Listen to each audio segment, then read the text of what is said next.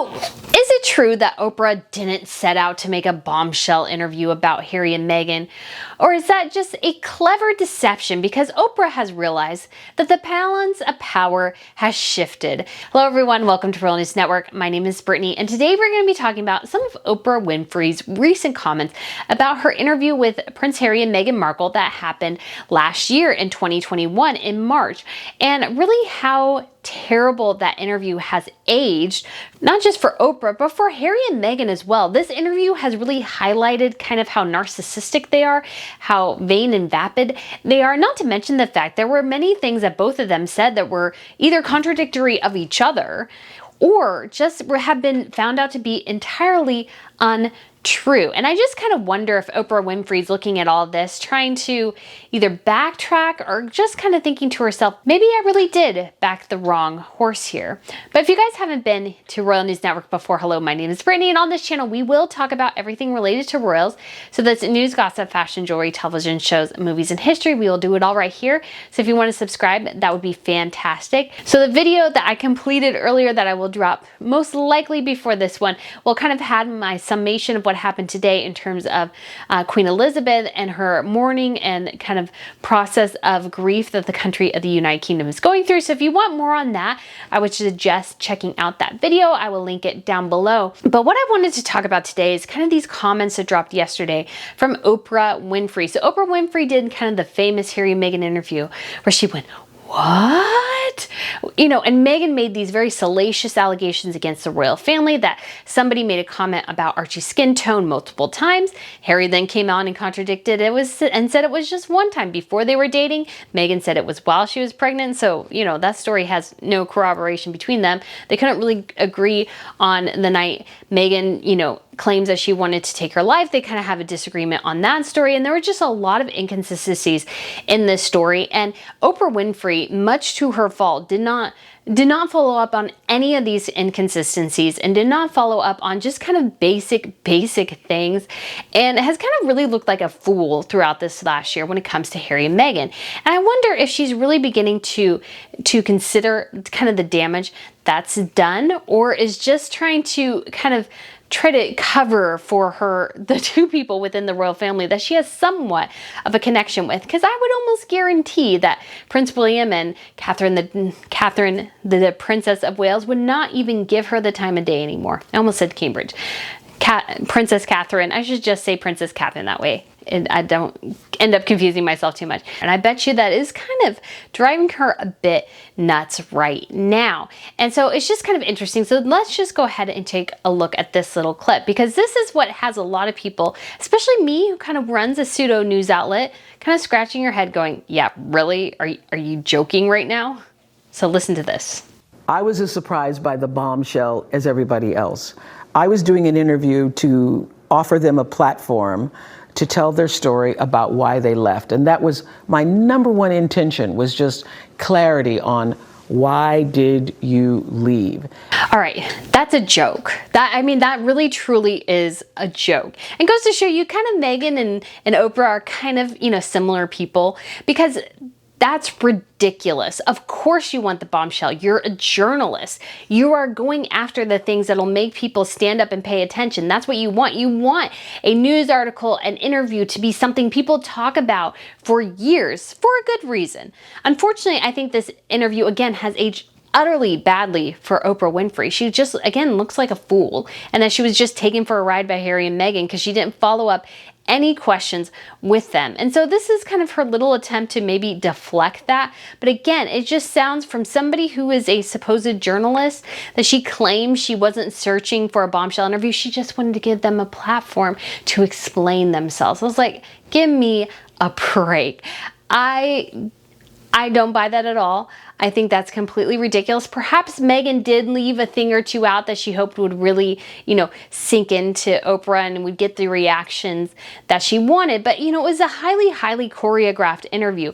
Meghan's long pauses and, you know, everything seemed so staged and fake that, you know, she had these long blinks and, you know, and she would just, you know, drag things out. Whereas Harry came in and Harry's just talking kind of in a normal speed, and she has, you know, again, this very slow elocution because she's trying to drag things out. She's trying to pull up people's emotions and heartstrings because that is kind of what she does. And she's hoping that they don't look into the inconsistencies of the story because they're so caught up in the emotion of what she's telling them. And so I just think, again, I just call hogwash on that. And so some of the things that were revealed in that interview came as a surprise to me. And those surprises are now referred to as bombshell. But I didn't set out to do a bombshell interview. I set out to do an interview, have a conversation that would allow them to tell their story. What she's saying here to me doesn't make a ton of sense because she's kind of walking away. She's kind of giving them a distance and a barrier as if, well, you know, I didn't know anything and I just came into it just wanting them to tell their story. And it's like, well, you had to know there was a story to tell. Now, granted, they did leave and obviously that's a bit of a story, but you have been trying to interview Meghan since her and Harry got together and since they got engaged. You have been trying, and you sucked up to her mother. Like, you have been trying to get this for years. She wanted something. She wanted something that she could take to producers and go, look at this. Look how fantastic this is. This is great.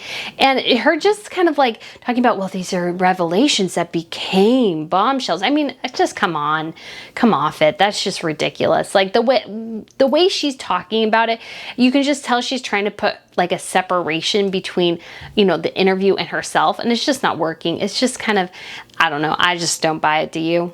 And now people say reconciliation, reconciliation. We hope the brothers reconcile. What do you say? I do not get into people's family matters. I do not get into people's family matters.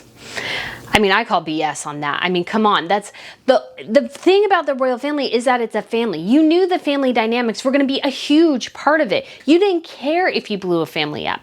And neither did Meghan. And that is on her and Harry. But still, like, you were exploiting a family going through a crisis. That's what you were doing. Don't say you weren't. That's just ridiculous. And that she won't comment on it now. And I guess she did it's kind of confusing because I have this clip and she didn't mention it, but it's cited later that she's kind of hoping that since the queen has passed, they can bury the hatches. And it's like, no, you blew up the family, Oprah. You were a huge part of blowing up that family and blowing up those relations. Those relations were probably a bit icy before then, but they're glacier now.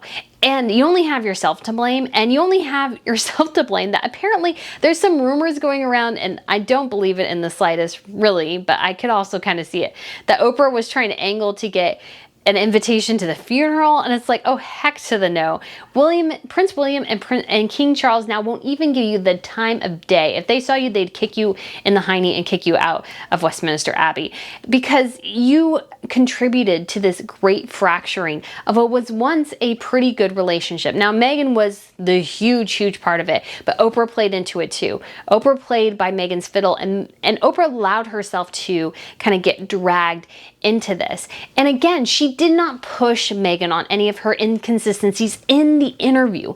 There were a lot of inconsistencies in the interview itself. A lot of things you could say, well, that's not true. Like if I was interviewing Meghan Markle and Meghan said, well, they told me my child wouldn't have a title. And I was like, well, according to the letters of patent, your child would not get a title. So can you explain to me why, that's not the case? Watching Meghan search for words would have been interesting. Or she's like, well, my son doesn't have a title, so he won't get security. And I would go, well, Princesses Beatrice and Eugenie do not have security. So can you explain that to me? Explain to me why that title is critical to his security when other people with titles do not have security, 24-hour security like you did. Explain that to me, because that's not clear here. And so again, I think Oprah looks a fool, and I think it's really hitting her. But also, again, you got to think, she's enjoying exploiting this for her own gain, because again, I would sure is also somewhat of a narcissist, so she's enjoying this too. Everybody who has experienced some challenges in their families with in-laws or brothers or sisters knows how difficult some of those situations can be.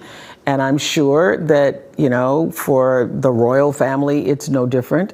And nobody consults me about their family business. So I try to stay out of people's family business. Well, yeah, I'm sure that's the case now. I'm sure perhaps maybe you were looking forward to one of the royal family members wanting to do a counter interview with you, and they just kind of brushed you off like kind of the grifter you are. You exploited a family's kind of grief for your own greed, and they know that. They're not fools, and they know Harry and Meghan did that too. And again, it's just, they're complicit in this. Oprah Winfrey is complicit in Meghan and Harry exploiting their family for gain and for, just harming these relationships that were once very, very good. I mean, Catherine had a great relationship with Harry at one point. I mean, they seemed, pretty close. And they weren't perhaps, maybe super close, but they were definitely friendly and seemed to get along together now. And now Catherine will walk as far away from them as she can because his wife went on national television and told the world that Kate made her cry, even though it was the opposite. Everybody else reported that it was the opposite. Only Meghan had that version. Again, it's just so disingenuous what Oprah is saying here, I think. And obviously, why would you go to Oprah Winfrey to settle your problems? I know, but here's the thing though too. Oprah Winfrey used to make money off of exploiting people's problems and exploiting family issues. Like that was her thing on her show. So she can't tell us, well, nobody comes to me for family issues. It's like, yes, they did. They did. You made money off of it on your television show for what, like 25 years? I mean, come on now. Again, it's just this kind of navel gazing, like kind of trying to rewrite history situation. And again, seeming to distance yourself from a pretty pathetic product. After that, Oprah goes, and Gayle, that is the end of this interview. So that's the reason why we were there. She didn't say, I'd like to sit down and talk about Harry and Meghan and the royals, because that's the last thing she wanted to do. Right. But I did say to her, you've never met the Queen. What are your thoughts? She goes, actually, I did meet the Queen. At Harry and Meghan's wedding. I totally forgot about this. She's standing in line to meet the Queen, and she sort of stumbled and bumbled a bit, trying to curtsy to not curtsy, and they had a very brief exchange. So she has actually met the Queen. Wow. That's what I said. Wow. And then just this last little story that Gayle King shares here about Oprah. I couldn't help but thinking Oprah should count her lucky stars that Meghan Markle is so kind of desperate for fame, fortune, all these sorts of things, that she went ahead and did invite Oprah Winfrey to her wedding and allowed her to meet the Queen. And, can you imagine meeting someone and then trying to fracture and destroy their family? Again, it's just kind of crazy, cringy, all these sorts of things. And again, you just look back at this interview, it has not aged well in the slightest, like I've said. And I just can't help but wonder, as this power balance shifts, as Harry and Meghan just really become pretty low tier now in a lot of ways. They've gone briefly up in the line of succession, but they've also been very publicly told by Charles, enjoy your life overseas. Don't let the door hit you on the way out. They'll play nice until the funeral, but Harry and Meghan are kind of basically out.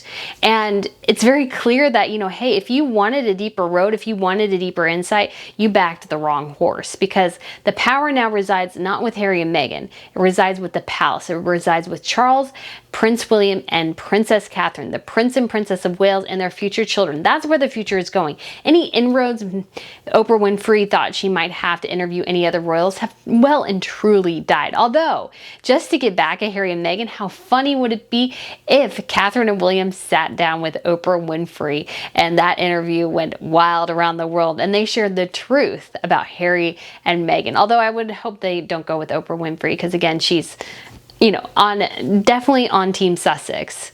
So guys, let me know what you think of this video. Feel free to subscribe if you haven't already, and I look forward to seeing you guys again soon. Bye.